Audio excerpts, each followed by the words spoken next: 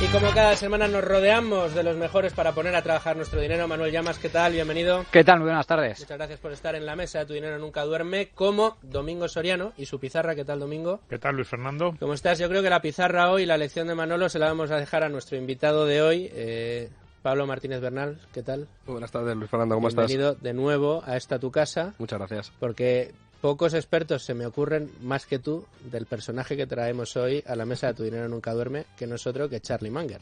Te agradezco mucho el cumplido. Sí que es cierto que es una persona que he procurado pues aprender todo lo que hay disponible de él, que es muchísimo, o sea que he tratado de leerlo prácticamente todo. Pues aquí vamos a intentar condensarlo en la hora que tenemos en el programa, porque también, y para sacarte jugo, tenemos a Andrei Trucmel desde Value School. ¿Qué tal, Andrei? ¿Qué tal, Luis Fernando? Buenas tardes. Pues yo creo que estamos todos o casi todos, así que comenzamos.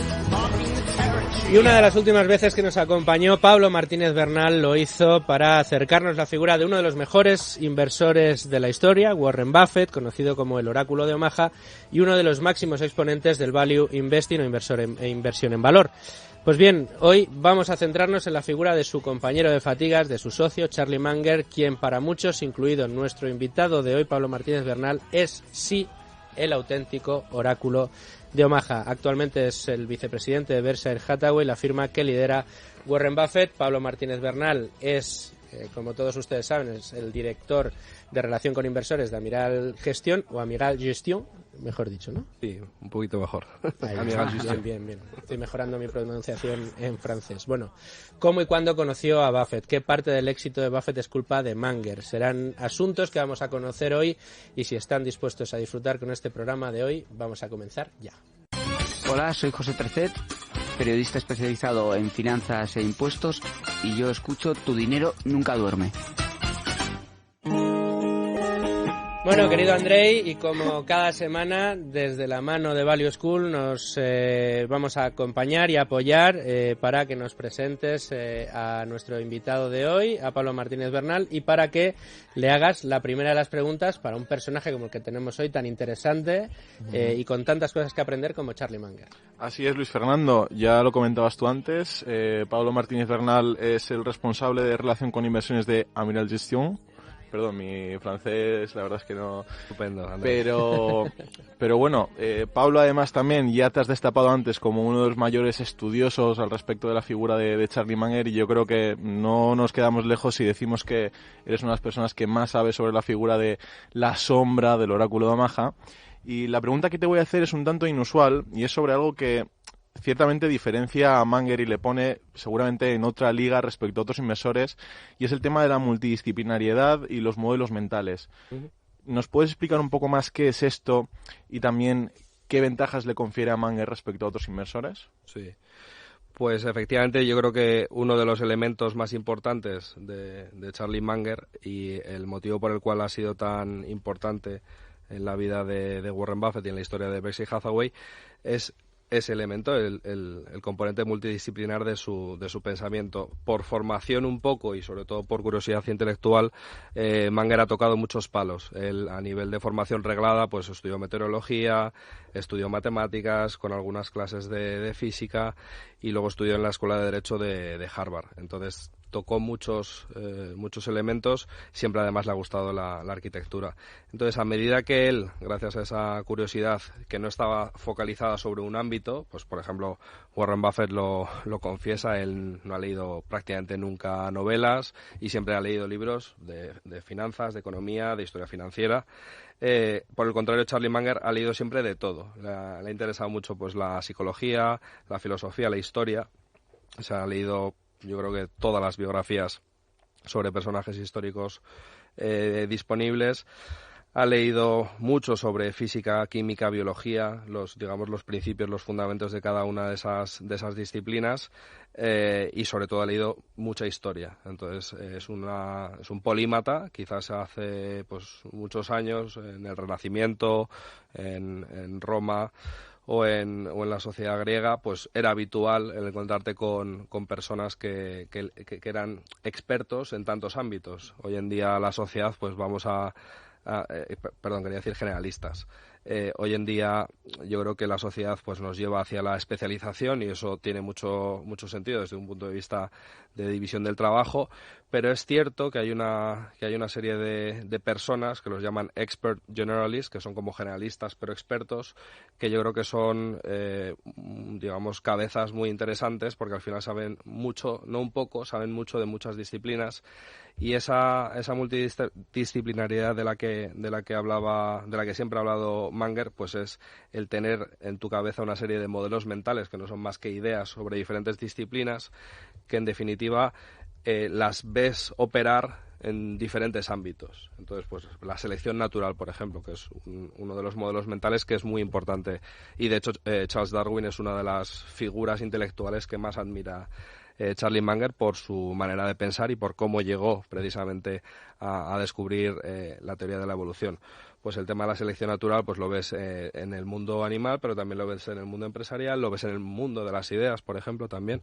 Lamentablemente hay ciertas ideas que desde hace mucho están más que refutadas, pero siguen vivas, pero desde esta casa las tratamos de combatir. Sí.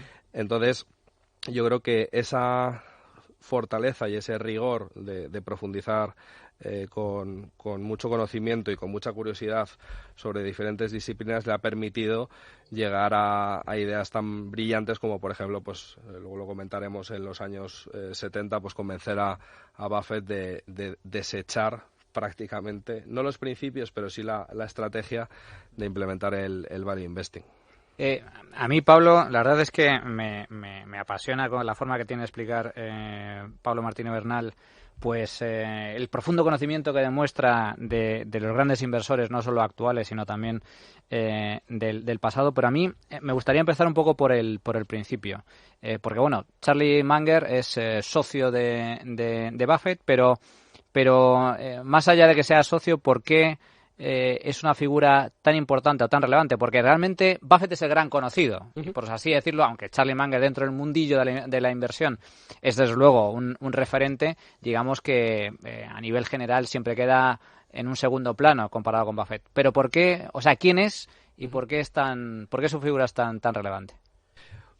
Lo de que es muy difícil que una persona como Warren Buffett no te eclipse. Estamos hablando del mejor inversor de todos los tiempos, le dedicamos un programa, le podríamos haber dedicado 10. 14, sí.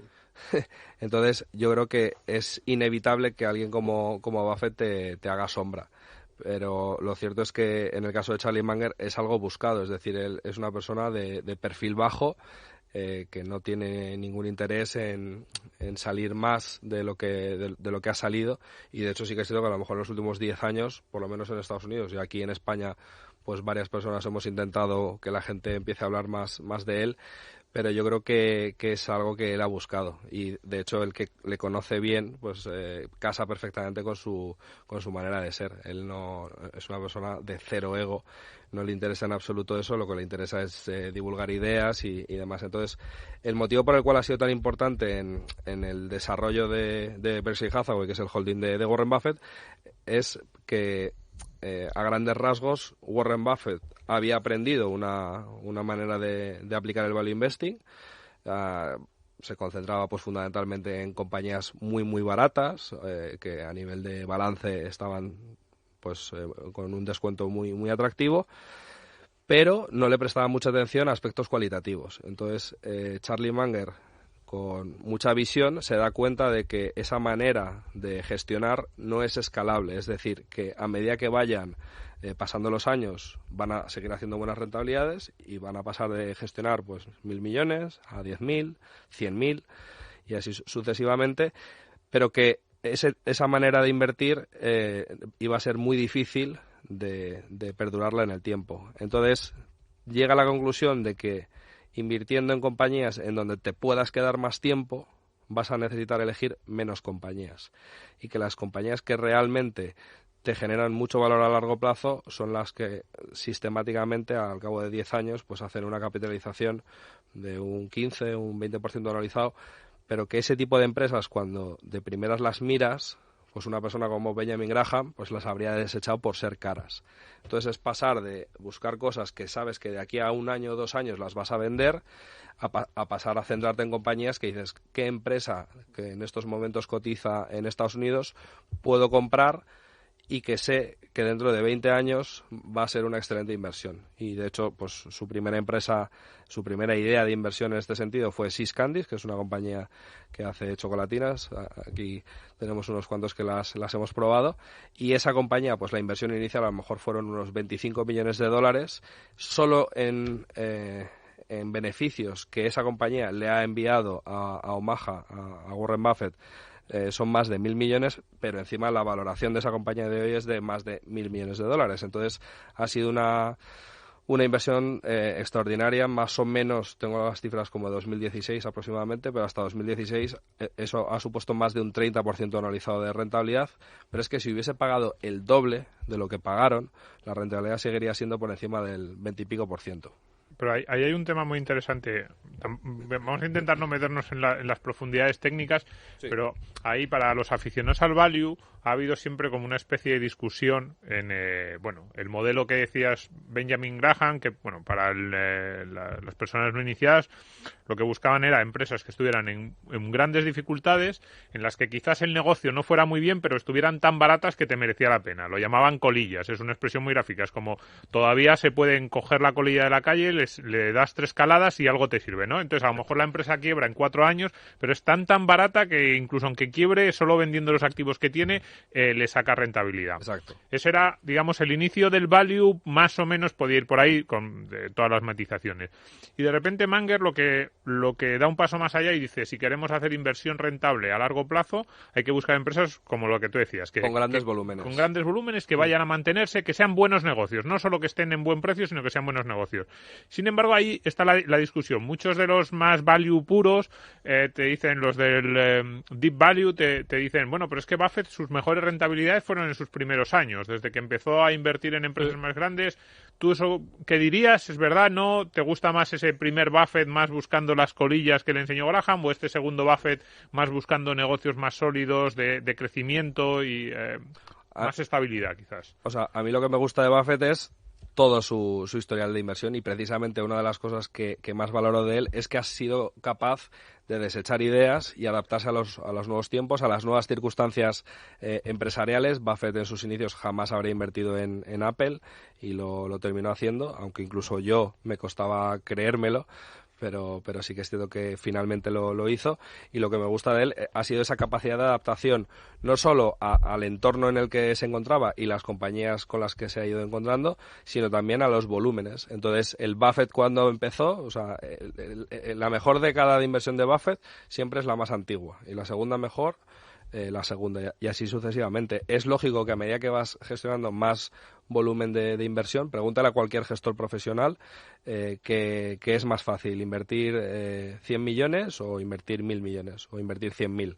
De hecho, pues Buffett, una de las cosas que le, digamos, de las que puede presumir hoy en día es de que prácticamente él, con 2 ayudantes que gestionan unos 12.000 millones cada uno, pero él prácticamente gestiona 500.000 millones de dólares. Nosotros, por ejemplo, en Amiral Gestión, pues 25 personas para 4.000 millones. Es decir, más o menos Buffett cada mes podría hacer una inversión de 4.000 millones él solo. Entonces, me ha gustado mucho esa capacidad.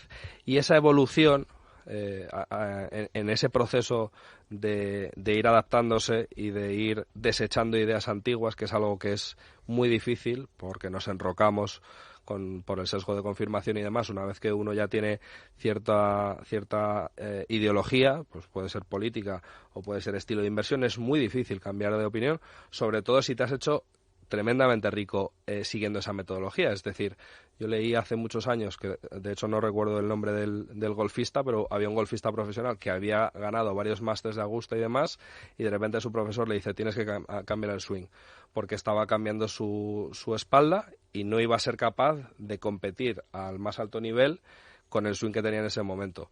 Pues el golfista lo hizo y siguió ganando torneos. Es muy difícil cuando algo te está funcionando y cuando algo te está yendo bien, el ser lo suficientemente humilde y decir, sí, pero esto a futuro no me va a ir tan bien. Entonces, ese es el rol que tuvo Munger en convencer a Warren Buffett de decir, oye, mira, que te has hecho rico, eres el mejor alumno de Benjamin Graham, has montado tu propio fondo, te estás haciendo tremendamente rico y estás enriqueciendo a tus inversores, pero a largo plazo, si quieres seguir haciendo esto, lo vas a tener que hacer de una forma no súper diferente, pero ligeramente diferente. Entonces vas a tener que virar un poco tu estilo. Entonces, por los dos lados, por el lado de Munger de ser tan visionario, pero también por el lado de Buffett de ser lo suficientemente humilde como para cambiar. ¿Y cómo se produce eso? ¿En qué momento y de qué manera? O sea, ¿cuándo Munger se encuentra con Buffett o Buffett con Munger y se produce esa comunión de intereses que no por atípica deja de ser extraordinaria, ¿no? Tarda más de 10 años, todo hay que decirlo. Es decir, ellos se conocen en el año 59, Charlie Munger tiene 6 años más que Buffett. Él nació el 1 de enero, un tío ordenado, el 1 de enero de 1924 y Buffett desde 1930. Entonces, por edad, pues no coincidieron en Omaha. Omaha hoy en día pues tiene 500.000 de habitantes, pues no es una ciudad en la que haya muchos niños. Entonces, sería relativamente fácil que hubiesen coincidido, y además pues por entorno familiar, pues clase media alta en Omaha, pues podrían haber coincidido, pero por esos 6 años de diferencia no se conocieron. Tenían amigos en común. Munger, por ejemplo, pues había trabajado de pequeñito en la tienda de la familia de Buffett, o no sé si era al revés. Y entonces fallece el padre de Charlie Munger en el año 59, y Charlie Munger va a Omaha pues un poco a encargarse de todo. Pues tenía varios negocios y demás, firmar cosas, a encargarse un poco del entierro y obviamente estar presente. Entonces, justo ahí tenían unos amigos en común y entonces les dicen a los dos, oye, pues te tengo que presentar a una persona que te va a caer muy bien porque me recuerda mucho a ti. Entonces eso fue un poco como él. Y los dos estaban intrigados de decir, a ver si es un cumplido o es un insulto.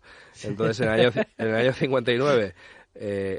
acuerdan pues un encuentro y enseguida pues se dan cuenta de que son, por así decirlo, almas gemelas en términos intelectuales, que son los dos tremendamente brillantes, muy rápidos, que han leído muchísimo y desde ese momento hasta la actualidad pues nunca han dejado de compartir ideas. Se empezaron carteando porque Munger siempre vivió en la costa oeste y mantuvieron el contacto, pues compartiendo ideas, y ya Buffett le anima desde el principio a Munger a decir, oye, pues esto del derecho está muy bien y es una profesión muy respetable, pero esto de la inversión es mucho más interesante y esto te va a gustar mucho más. Entonces ya le mete el gusanillo de, oye, cámbiate de profesión, y Buffett lo consigue. O sea, Charlie Munger, habiendo estudiado en la Escuela de Derecho de Harvard, siendo socio, junto con varios abogados más, de un prestigioso bufete que estaba arrancando, pero que estaba empezando a ir bien, también le honra mucho el decir, oye, pues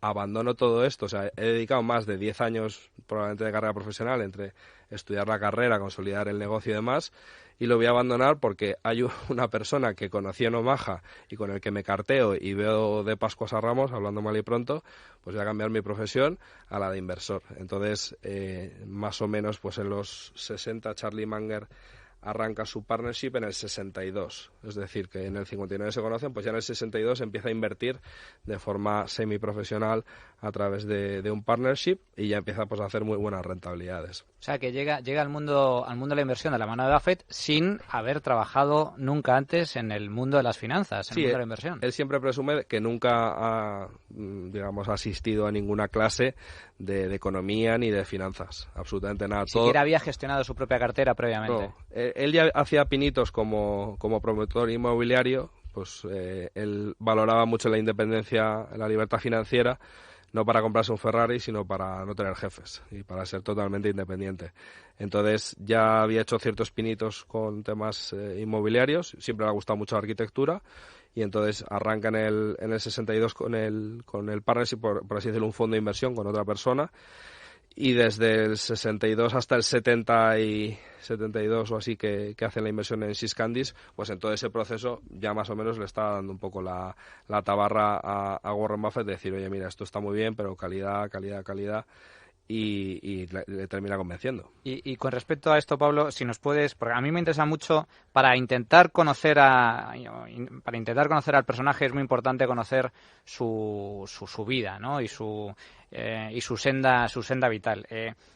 Muchos de nuestros oyentes dirán, bueno, Buffett es uno de los hombres más ricos y más millonarios del mundo, pero es que nació millonario. No es cierto. No. Pero es que el caso de Munger todavía es mucho más allá. Y de hecho me gustaría leer una frase suya, porque dice mucho sobre su personalidad.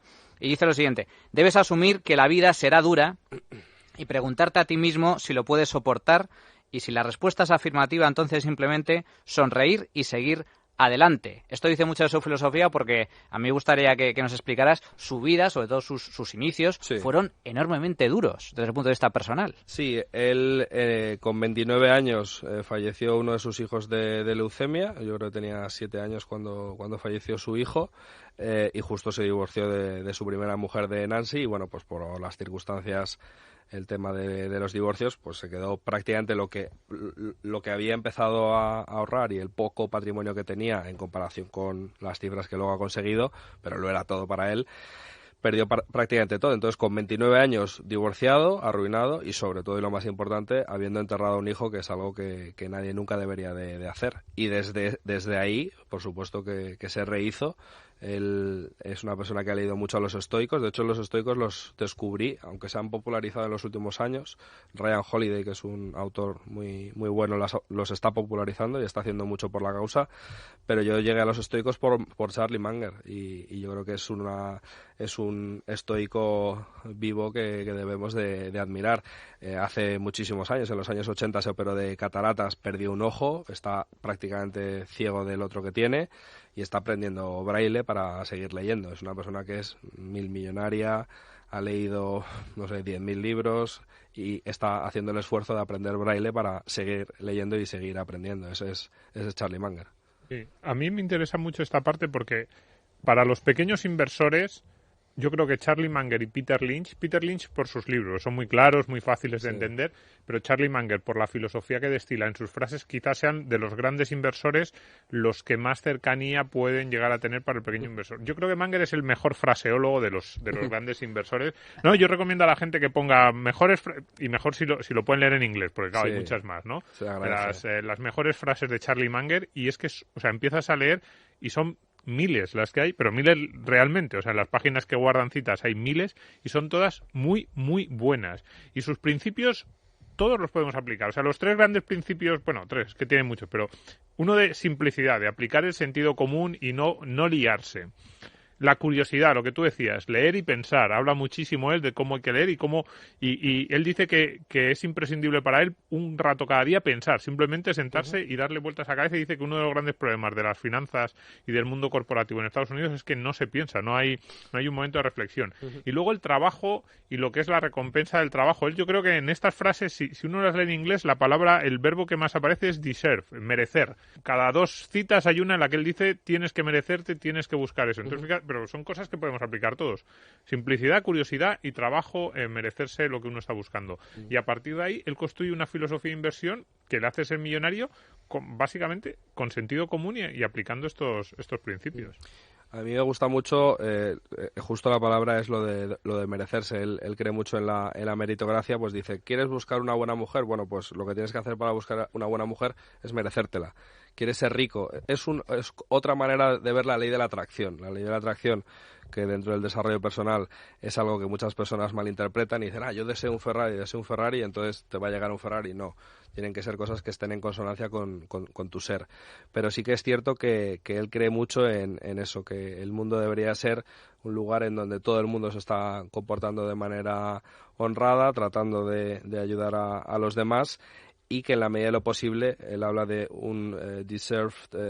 una red, un web of deserved trust, que es como confianza que la gente se ha ganado.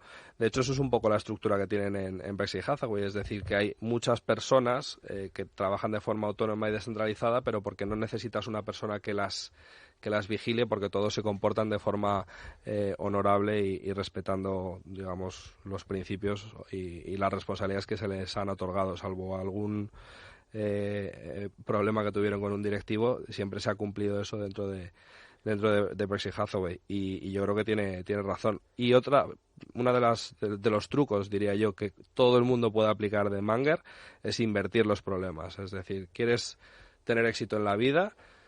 Pues dale la vuelta a la pregunta y di, ¿cómo puedo garantizarme fracasar en la vida? Y entonces empiezas a enumerar, pues dedícate a las drogas, no seas una persona de fiar, cuando un amigo te deja dinero no se lo devuelvas. Entonces empiezas a enumerar eso y dices, si yo evito esto me va a ir mucho mejor que si me empiezo a comer el tarro. Y el éxito que han tenido en Berkshire Hathaway ha sido un poco eso, el evitar las estupideces, el evitar los errores garrafales. Solo evitando el peligro te va a ir mejor que si buscas la excelencia. Lo que dices de la reputación es fundamental, porque ellos siempre lo dicen que una de las claves para invertir... Y a mí esto me parece importante, lo hemos dicho muchas veces, pero hay mucho pequeño inversor obsesionado con las variables cualitativas. Que si el EBITDA, por cierto, una frase mítica de Munger sobre el EBITDA, dice, cada vez que veo el EBITDA en un sitio, creo que deberían llamarle bullshit earnings. Es como ingresos o beneficios, porque él dice que no se acaba de creer, digamos, sí. Es una manera de explicar cómo las empresas pueden llegar a manipular su contabilidad y que entonces él no le hace ni caso a las grandes cifras, ¿no? Pero lo que decía, muchos inversores pequeños se obsesionan con las cifras, con las ratios financieras. Sin embargo, Buffett y más aún Munger se obsesiona con calidad de la empresa, en el sentido de está haciendo un buen producto, esta empresa va a estar dentro de 10, 12, 15 años haciendo un buen producto, sirviendo a sus clientes, ganando cuota de mercado, y lo que decía de reputación y honestidad, porque va ligado. Tiene unos directivos de los que me puedo fiar. Yo quiero ser socio de esta gente, y si no quiero ser socio de esta gente no invierto en su empresa. Eso es una de las claves, mucho más que a lo mejor un dominio de unas técnicas contables misteriosas. Sí, hablando de Buffett, una de las cosas que decíais en el anterior programa era ese, ¿no? Que Buffett siempre decía que si no te podías fiar de alguien no podías hacer negocios con él, ¿no?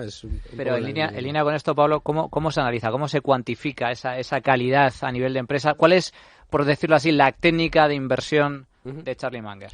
Sí, él siempre habla de 4 filtros. El primero es entender el negocio, es decir, que la primera barrera es, este negocio está dentro de lo que él llama su círculo de competencia. Pues una compañía biotecnológica, por ejemplo, va a estar fuera del círculo de competencia de Munger, y creo que debería estar fuera del círculo de competencia de la mayoría de las personas que nos oyen. El segundo, cuando digo entender el modelo de negocio, es pues que realmente entiendas todas las dinámicas que hay en esa industria. Nosotros, por ejemplo, en Amiral Gestión, el sector bancario pues nos parece muy complicado. Warren Buffett en su mesa tiene una bandeja que pone too hard, demasiado difícil. Pues si Buffett tiene eso en su escritorio, yo creo que todo el mundo debería tener algún sector en el que decir, bueno, esto es muy complicado para mí. El segundo de los criterios... Habría algún tertuliano que agradeceríamos que tuviera también ahí de esto no puedo hablar, pero sí. Nada, imposible, hablamos de todo siempre. Bueno, pero hacéis muchas más amenas las tardes en la radio para los oyentes.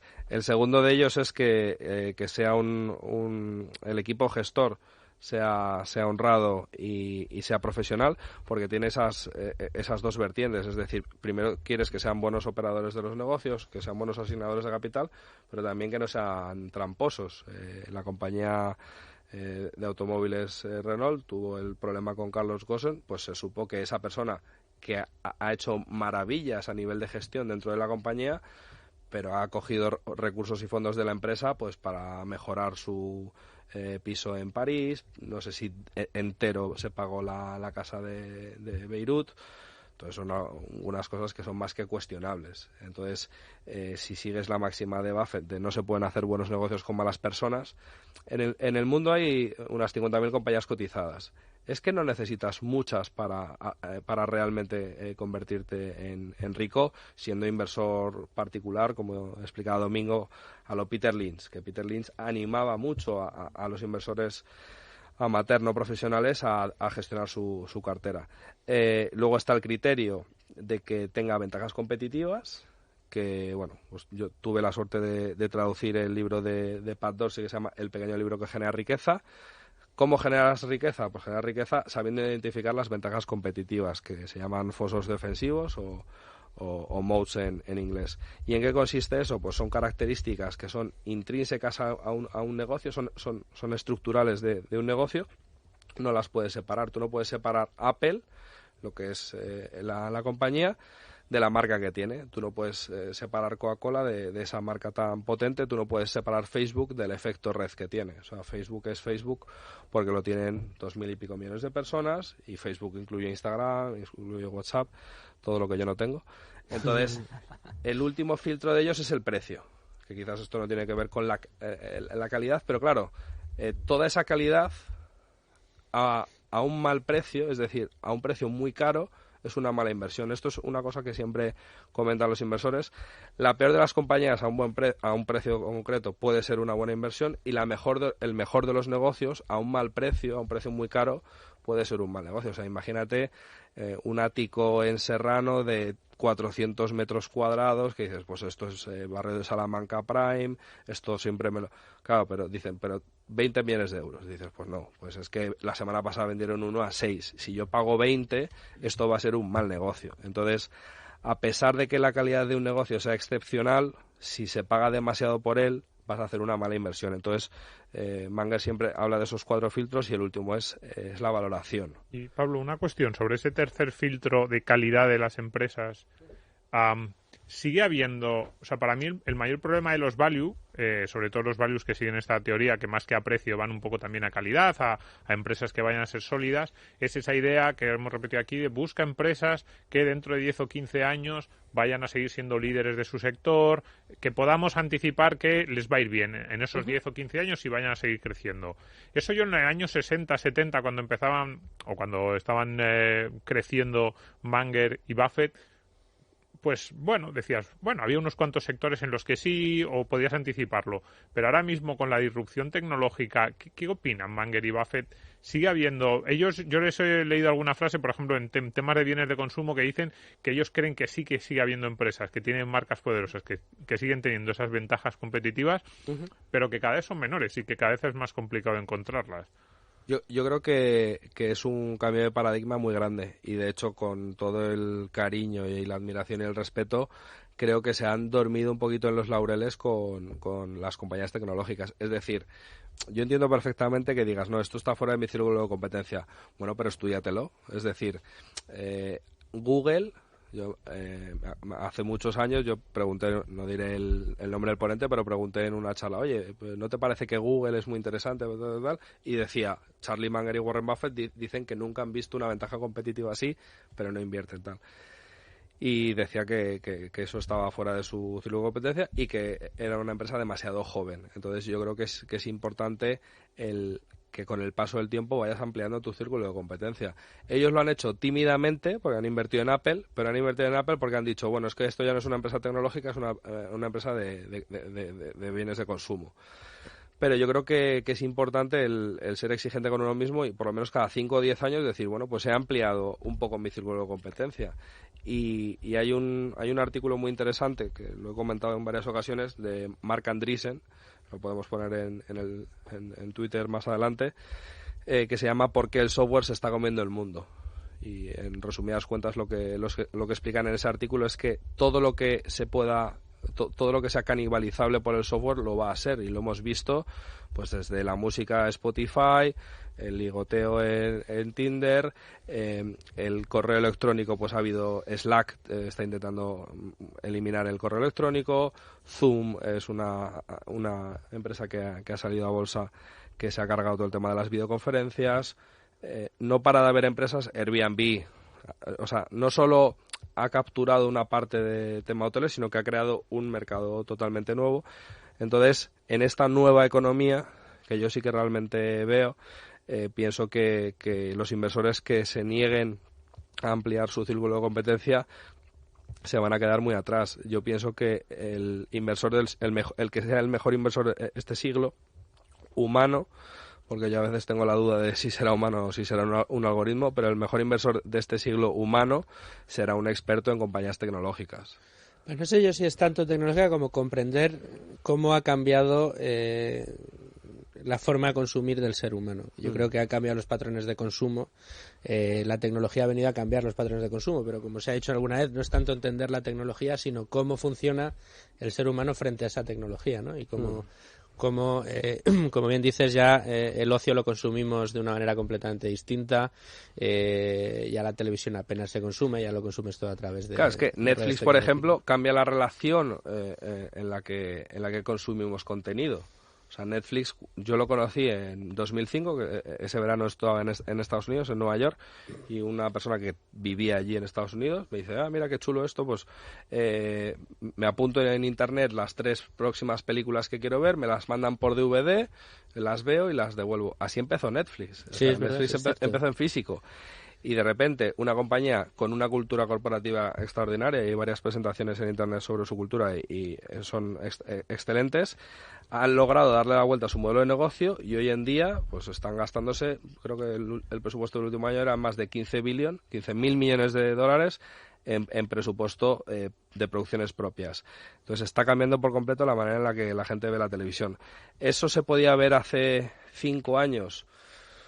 No lo sé, pero si tú hace 5 años ves Netflix y lo pruebas como usuario y dices, esto tiene mucho potencial. Dices, esto es bueno sí. y O funciona. sea, yo recuerdo, y me da un coraje tremendo, el día que se presentó el primer iPhone, estaba en 2007 en la carrera, me fui corriendo a casa para verlo en directo, y yo recuerdo ese día el impacto que me generó esa keynote, la presentación del producto en sí, y dije, esto es espectacular, esto es revolucionario.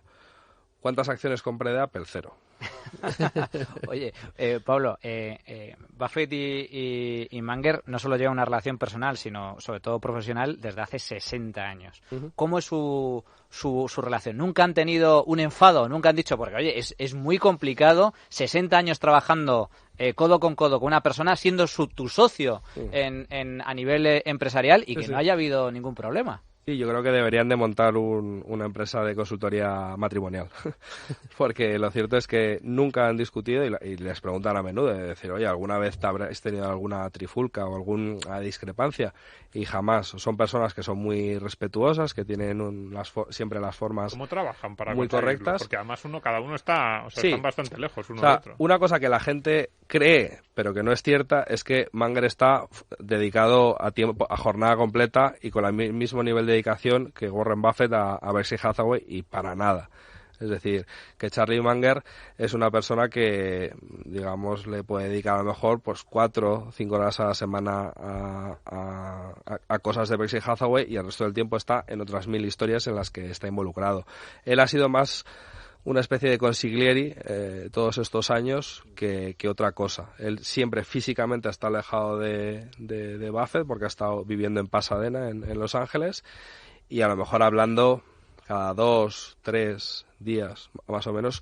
De hecho, Buffett, por lo menos en esta última etapa, dice que la única persona con la que habla a diario es con Ajit Jain, que es el responsable del negocio reasegurador y también vicepresidente de Berkshire Hathaway, pero con él a lo mejor habla cada 2 días, 3 días, una cosa así. O sea que Munger no está dedicado en cuerpo y alma a Berkshire Hathaway, le ha dedicado en el pasado probablemente más tiempo, pero nunca ha sido algo full time. Munger siempre ha tenido otros muchos negocios, otras muchas inquietudes, y creo que es una persona que ha sabido conciliar mejor lo profesional y lo personal, y de hecho pues desde su divorcio, que se volvió a casar con una Nancy, ahí fue bastante cabezón, pues desde entonces ha seguido felizmente casado y demás, mientras que Buffett pues ha tenido más inestabilidad en lo personal.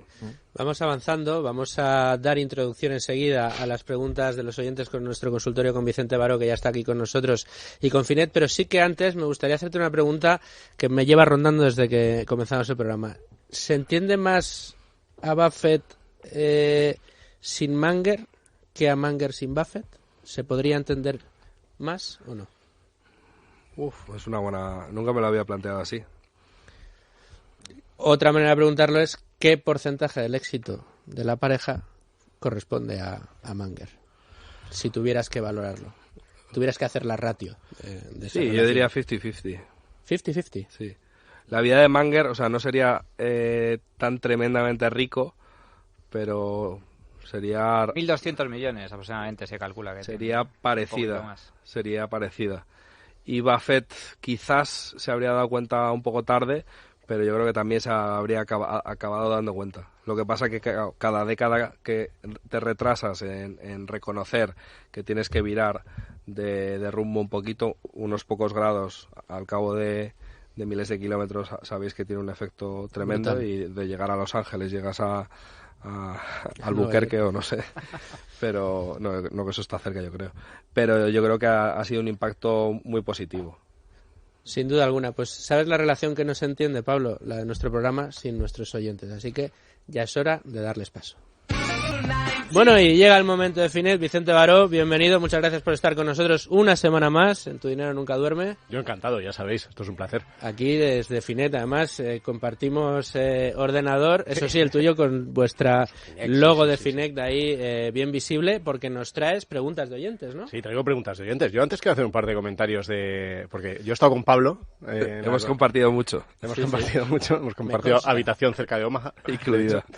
Y habéis visto en persona los dos grandes, a Buffett y a Munger. Sí, hemos estado allí viéndoles. Yo recuerdo, comentaba antes Domingo el tema de las frases y de las preguntas. Sabéis que en la conferencia de Omaha les hacen muchísimas preguntas, son 5 horas respondiendo preguntas, ¿no? Y recuerdo un chaval que yo se lo digo a veces a mis hijos, ¿no?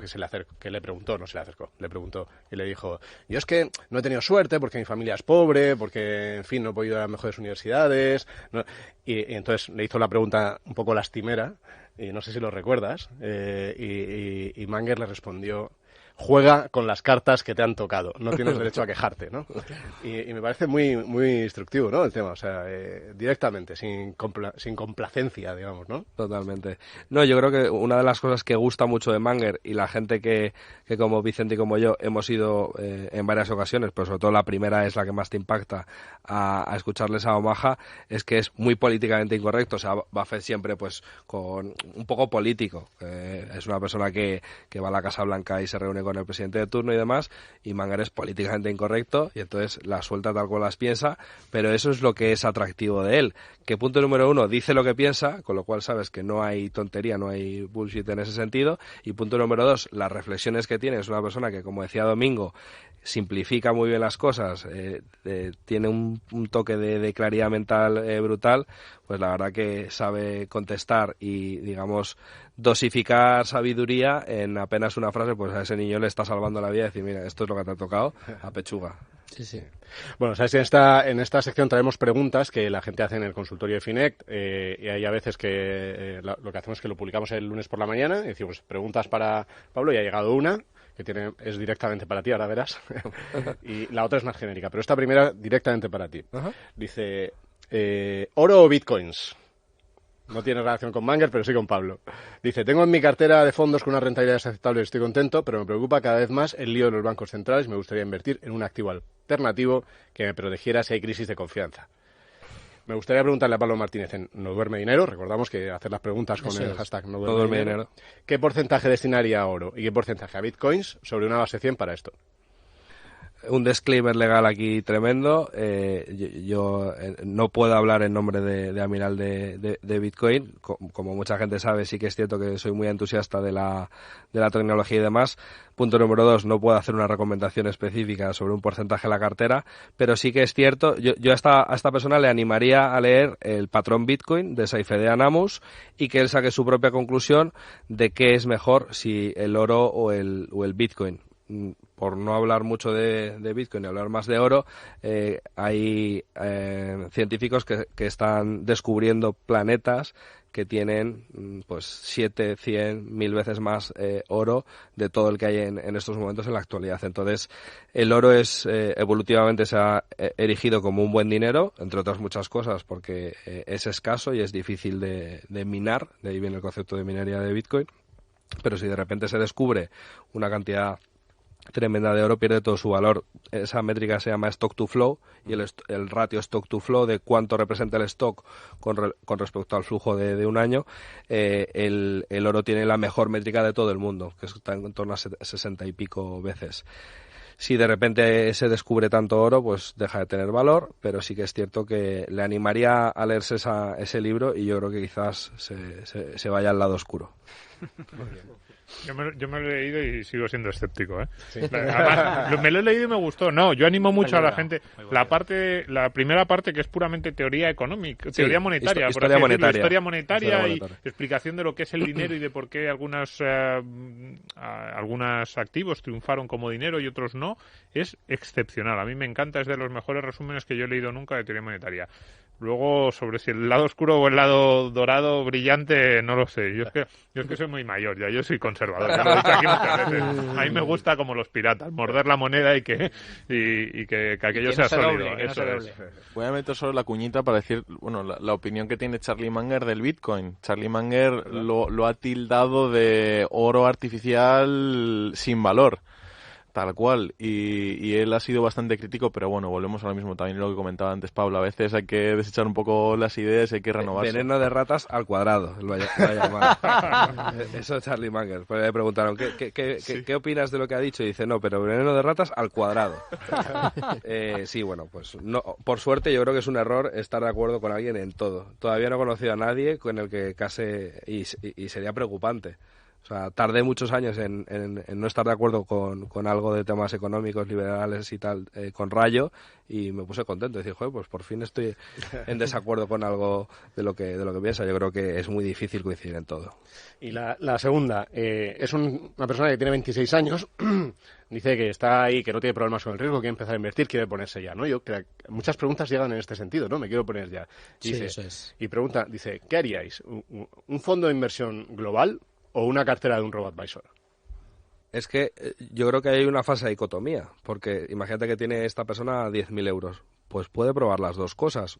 Con el fondo de inversión global, hace muchos meses vi en Twitter una persona que solo eligiendo 3 fondos replicabas al mundo, con un poquito de emergentes, un poquito de Estados Unidos y demás. Yo creo que cualquiera de las dos alternativas podría ser válida, pero sí que es cierto que si tiene 26 y empieza, o sea, es que lo va a hacer tremendamente bien. Yo siempre hago énfasis en que el 90% del éxito invirtiendo es que empieces muy pronto y tengas una tasa de ahorro muy alta. Si luego eliges al paramés del mañana, si eres capaz de invertir en el mejor momento de todo el año, etcétera, pues en vez de ser rico vas a ser rico más .2. Pero la gran decisión es cuánto ahorras y cómo de pronto empiezas y lo disciplinado que eres a largo plazo. El cómo de pronto empiezas es mucho más importante de lo que muchas veces nos creemos, y es verdad que nos están llegando muchos comentarios, no solo a través de Finet, si es verdad que también a los podcasts que tenemos en Libertad Digital y en otras plataformas. Es cierto, el cuándo empiezo, llevo tiempo ahorrando, quiero tomar mi decisión, llevo 2 meses esperando, y una cosa a mí me la dijo personalmente, o fue el momento en el que yo abrí los ojos en su día, me dijo Domingo Soriano, ¿acuerdas? Luis Fer, olvídate ya. O sea, el mejor momento es ayer. O sea, es piensa, búscate, mira, lee, y el que menos dudas te genere, empieza. De momento empieza por ahí. Luego ya lo cambiarás de sitio cuando tomes más conciencia de lo que tienes que hacer, ¿no? Pero empieza ya, ¿no? Quizá con los robo-advisors, pues te puedes meter en una app y puedes ver tu cartera, mientras que lo del fondo, pues depende de con quién lo tengas, no sea tan atractivo de seguir, de monitorizar, pero la clave es empezar muy pronto. Hay un movimiento, los mustachers, de Mr. Money Mustache, que tiene un blog de Extreme Early Retirement, de independencia financiera muy joven. Esa persona con 32 años se jubiló. ¿Cómo? Pues con un buen trabajo, sí que es cierto, con un salario de desarrollador de software pues rozando los $100.000, pero sobre todo ahorrando muchísimo. Se ahorraba el 70% de lo que ganaba, con 32 jubilado. ¿Qué pasa? Pues no tiene coche, no come fuera de casa, son unos sacrificios que hay que hacer que no todo el mundo está. Yo personalmente me encanta comer fuera, o sea, tengo la vitrocerámica de mi casa, alguno de aquí la ha visto, está como impoluta.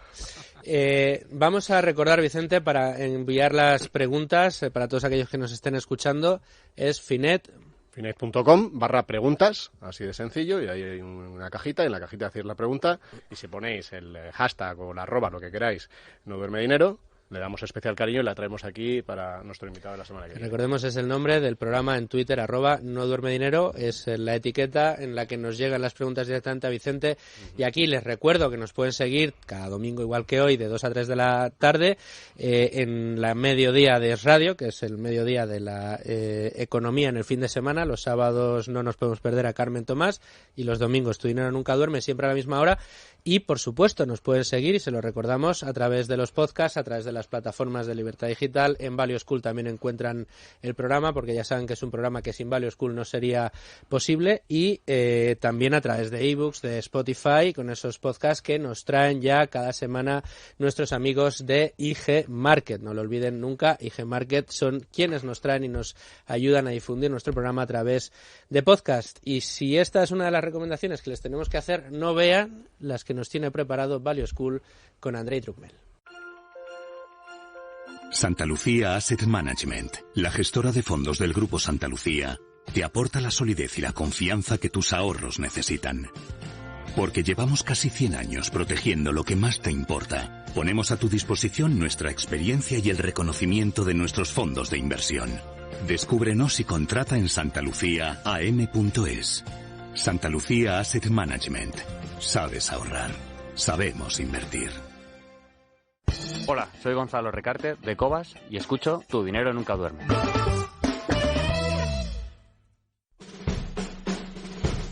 Bueno, Andrei Druckmel desde Value School, las recomendaciones de hoy pasan por... Luis Fernando, hoy nuestras recomendaciones van dedicadas especialmente a los seguidores de Charlie Munger, a los fanáticos de la multidisciplinariedad y los modelos mentales, a los amantes de los modes y los compounders, pero bueno, me dejo de tanto lío. Y a los oyentes de Tu Dinero Nunca Duerme. A los oyentes de Tu Dinero Nunca Duerme. Pero vamos antes con 2 recomendaciones esenciales para aquellos que hoy estén escuchando hablar de Charlie Munger por primera vez o las primeras veces y quieran saber más sobre el oráculo de Omaha en la sombra. En primer lugar, la charla de Pablo Martínez Bernal en el Juan de Mariana, titulada Descubriendo a Charlie Munger, que me parece que ya tiene unos cuantos años, 4 o 5 no puede sé ser. El 14. Pero ha envejecido muy bien, ¿eh? Porque sigue siendo en habla hispana. Pero sí. En habla hispana, hasta hace poco era el mejor vídeo explicativo sobre la carrera de Charlie Munger, hasta que hace cosa de un año publicaste, y esta es la segunda recomendación, un episodio de podcast en Value Investing FM con Adrián Godas y con Paco Lodeiro, también hablando sobre Charlie Munger. Te has batido a ti mismo. Entonces, pues gracias, podemos decir que la tercera es esta, ¿no? Bueno, sí. Y ya ser la insuperable. Y después, en cuanto a lecturas, también tenemos que recomendar el libro, que es un must. Vicente, Pablo, vosotros que habéis estado en Omaha, seguro que sabéis ya de cuál hablo, es el Poor Charlie's Almanac, que ahí es toda una Biblia, que es básicamente un compendio de la vida de Charlie Munger, escrito por su amigo Peter Kaufman, que también es socio y además que Peter Kaufman estuvo hace escasas semanas vía videoconferencia con nosotros en Value School y fue todo un éxito y de verdad que es apasionante ver cómo vive esta gente el tema de la multidisciplinaridad. ¿Se puede encontrar esa charla con vosotros? Desafortunadamente no, lo avisamos y avisamos también desde aquí. Ojo, porque el que avisa no es traidor. Vamos a traer cada vez más este tipo de eventos también que son exclusivos, presenciales, y queremos que la gente venga el día en la sede y esté también con nosotros en directo. Exclusivos pero gratis, que no se piense la gente. Por supuesto. Por supuesto. A puerta cerrada. El esfuerzo es apuntarse en internet, cosa que hice. Pero eso además es una ventaja competitiva de las que Charlie Munger daría check, ¿no? Dentro de su lista. Eso es. Y después también, continuando con el tema de las lecturas, también dar un truco, porque este libro sí que es verdad que es de una calidad tremenda y las lecciones de Munger que se encuentran en él son buenísimas, pero es muy caro comprarlo aquí en España, y el truco que os podemos dar es que si alguien, si viajáis vosotros mismos a Estados Unidos o si conocéis a alguien que vaya, pedidle que os lo compre porque es muchísimo más barato, es más o menos un tercio del precio. Pensé que nada más Value Investing que eso. Pensé que el truco era otro. No, piratería no sería un truco. Yo se me lo sé.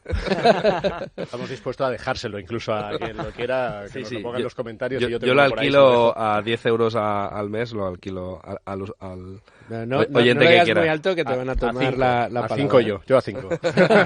Sigue siendo una buena yield, ¿eh? Y después ya por último, para todos esos seguidores aférrimos y confesados de Charlie, traemos también un documento extenso de más de 300 páginas que podéis añadir a vuestra colección.